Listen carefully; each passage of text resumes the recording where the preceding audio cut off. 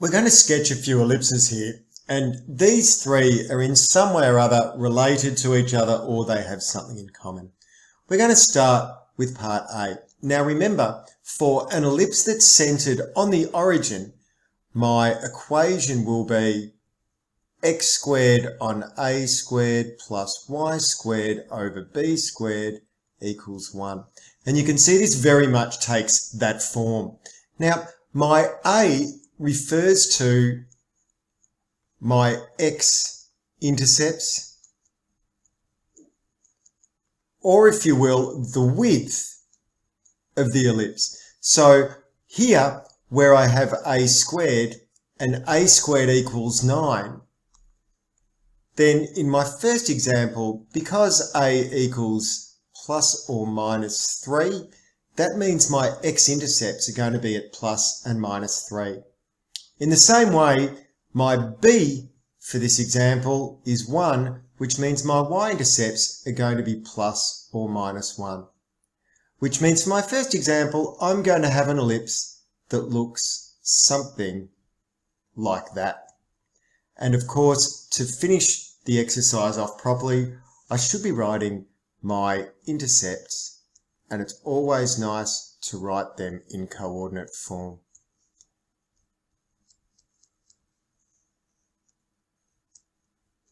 So there we go. My center is at the origin, and there are my intercepts, and that's what this ellipse will look like.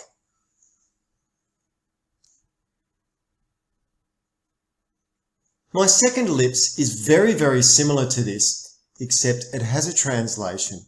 And you can see I've got this -2 and +1. And that's where I'm talking about the point HK, where H is my x coordinate of the center and K is my y coordinate. Now, just as with a parabola or other shapes, remember we should have a negative sign in here. So if I'm going to write a general equation for an ellipse that is not centered at the origin, it's going to look something like this. I'll have x minus the h squared over a squared plus y minus k squared over b squared equals 1.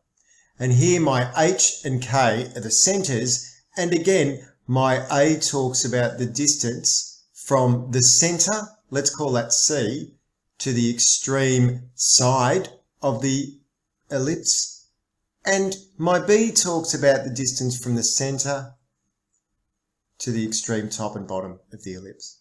So that being the case, this ellipse is precisely the same shape as my blue ellipse from example 1, but it's been moved, and the center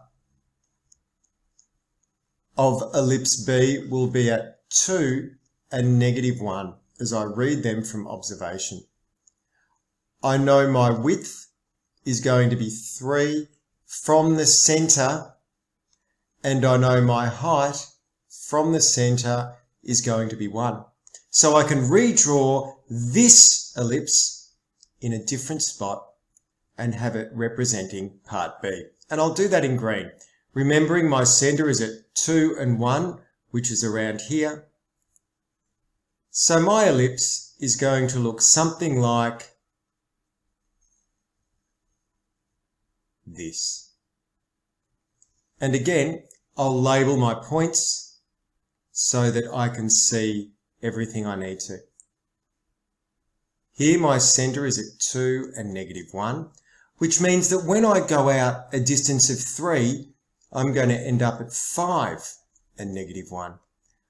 1 point below this, the minimum value of this ellipse will be at 2 and -2.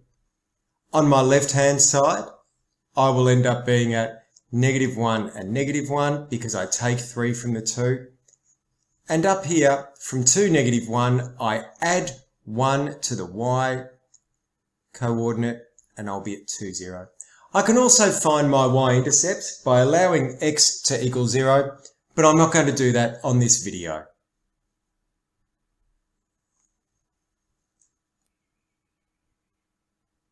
Part C requires me to write this back into standard form.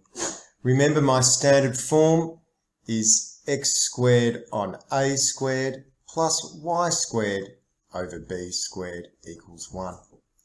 So therefore, to consider this, I need to invent, if you will, some denominators.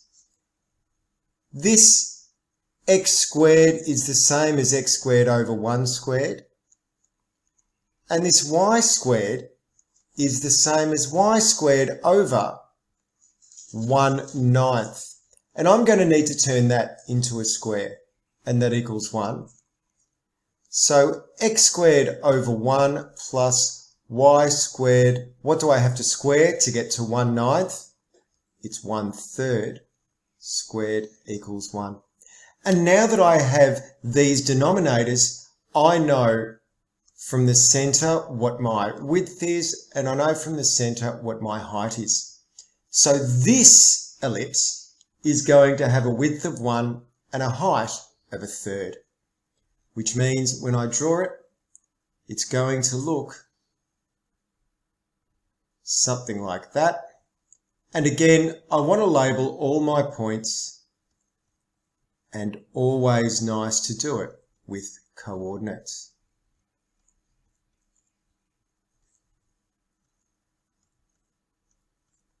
And that's how I can turn all three of these equations into sketches of ellipses.